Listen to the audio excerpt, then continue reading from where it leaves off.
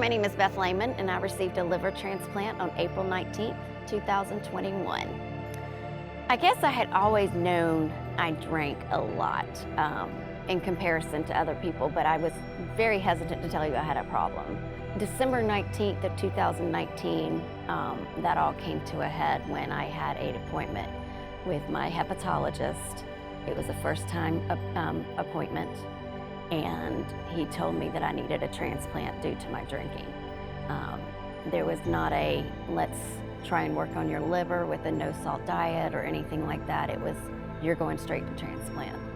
And then in January, everything started to come out, and I started having to go and have treatments done.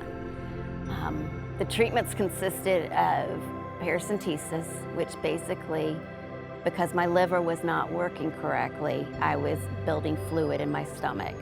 They would go in and stick a needle in my stomach and pull the excess fluid out. On July 21st, I went into the hospital for a wellness check. It's basically to see if your body can withstand the transplant surgery, because that is a very rough surgery and a very long surgery. During that visit, they found cancer in my liver, 5 tumors to be exact. So that put everything on hold as far as transplants. So on November 12th, I had my first round of radiation. Liver cancer radiation is different from any other thing you have ever heard. It's done through a procedure called Y90, where they go up through an artery in your wrist and they directly shoot the radiation into your tumors. So like I said, 5 tumors, 5 shots of radiation.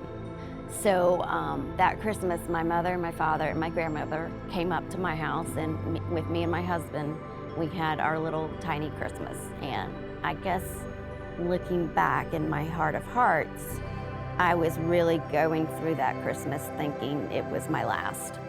My bones are just so brittle from the radiation that we got through Christmas of 2020, but then in January 5th to be exact, I had an MRI done, and it showed that I had 3 breaks in my tailbone.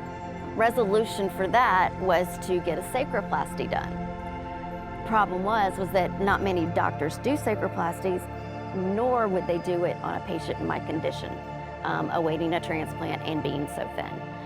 So finally, we found a surgeon to do that.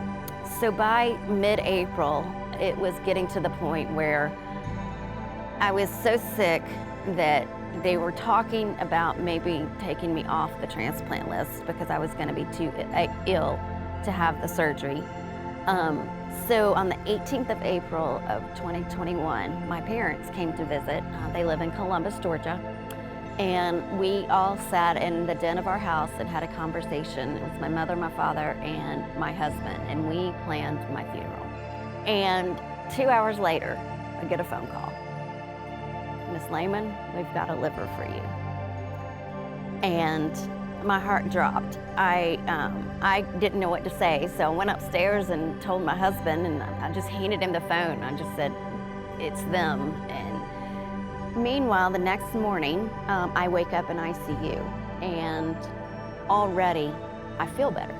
I feel back to normal. I feel healthy. And I'm sitting there taking all this in, and a word comes to my mind, and the word is rebirth. I know that word came to my head as this is a sign, this is a true meaning that I have a new stake on life. I am gonna live, I'm gonna survive this, and it's gonna be, I need to pay it forward. I know that my donor is a male, and I know he's from North Carolina, and I know he's 43 years old. And I just want his family to know that I'm trying to live my life in his honor and his glory every day. Even if you're down and out and you think that you have just done horrible things to yourself, that there really is light on the other side.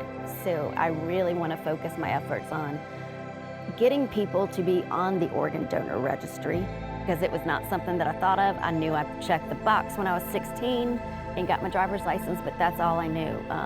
Now, I literally cannot take a breath without thinking about it, because I wouldn't have that breath if it wasn't for organ donation and for my donor.